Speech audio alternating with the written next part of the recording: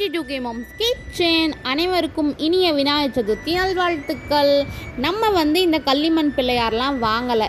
இவர் எப்படி நம்ம வீட்டுக்கு வந்தார் அப்படின்னா, எங்கள் வீட்டு கிரகப்பிரவேசம் அப்போது நம்ம அண்ணன் நமக்கு கிஃப்ட் பண்ணது தான். அழகாக ஸ்டார்ட் ஆச்சு எங்கள் வீட்டு விநாயகர் சதுர்த்தி. இது நான் எங்கள் அதாவது கல்யாணம் ஆகி இந்த 4 இயர்ஸில் ஃபர்ஸ்ட் டைம் செலிப்ரேட் பண்ணுறது இதுதான். ஸோ ரொம்பவே ஸ்பெஷல்.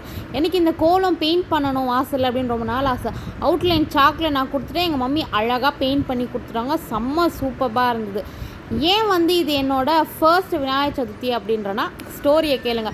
ஃபர்ஸ்ட் விநாயகர் சதுர்த்தி அப்போ தான் இப்போ காட்ட போகிற அந்த கள்ளிமண் பிள்ளையார் வாங்கணும் அழகாக. அது மெமரியாக இருக்கட்டுமேன்னு சொல்லிவிட்டு அப்படியே வீட்டில் வச்சுட்டேன்.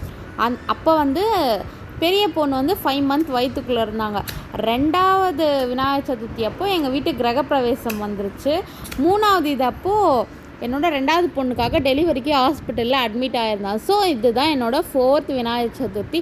அழகாக செலிப்ரேட் பண்ணணும்னு சொல்லிட்டு எல்லாமே அழகாக பண்ணோம். அங்கே விநாயகர் போட்டிருக்க எருக்கம்பூ முதல் கொண்டு நாங்களே பண்ணது.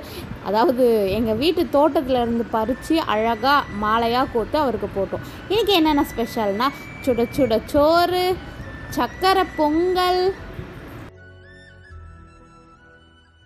முருங்கைக்காய் அவரைக்காய் போட்ட சாம்பார், அப்புறம் பருப்பு வடை, அதுக்கடுத்து எங்களோட ஃபேவரட் நாக்கு அப்பளமும், அப்புறம் சில பல வத்தல்களும் வறுத்து வச்சாச்சு. ரசம், இந்த சுண்டலை வச்ச தண்ணியிலே ரசமும் வச்சுட்டோம். அவருக்கு என்னென்ன பிடிக்குமோ எல்லாமே இப்போ படையல் போட்டுடலாம். சக்கரை பொங்கல் ஃபஸ்ட்டு எடுத்து வச்சாச்சு. எப்பயுமே அம்மா வீட்டில் இருக்கும்போது எல்லாம் ரொம்பவே ஆவலாக வெயிட் பண்ணிகிட்ருப்போம். எப்படா இந்த பலகாரம்லாம் செஞ்சு கையில் கொடுப்பாங்க, சாப்பிட்டு முடிப்போம் அப்படின்னு சொல்லிட்டு. இப்போ நம்மளா செய்யும் போது எப்படா முடியும், எப்படா படுக்கலாம், முதுகு உடஞ்சிருது, அந்த மாதிரி ஆயிடுது வேலை எல்லாமே. குழந்தையாக இருக்கிறதே அவ்வளோ நல்லா இருந்தது. வளர்ந்து எல்லாம் நம்ம பண்ணணுன்னும் போது அப்படின்ற மாதிரி இருக்குது. ஒரு பெரிய கொழுக்கட்டை, அந்த பூண்டு மாதிரி இருக்குல்ல, அந்த மோதக கொழுக்கட்டை, அப்புறம் பாயாசம், வடை எல்லாத்தையும் எடுத்து அழகாக அடிக்கிட்டு சுண்டலும் வச்சாச்சு. சுண்டல் இல்லைனா எப்படி? ஆமாவா இல்லையா? கண்டிப்பாக கமெண்ட் பண்ணுங்கள்.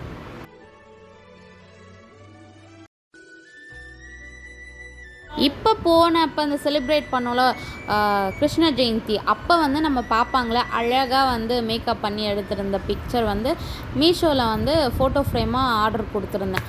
அதுவும் வந்துருச்சு. செம்ம ஹாப்பியாக இருந்தது. அழகாக எடுத்து மாட்டிட வேண்டியது தான். அதுக்கு மேலே வேலை. அதாவது ஃபுல்லாக பாருங்கள் கடைசியாக எப்படி வந்திருக்கு ஃபோட்டோ அப்படின்றது.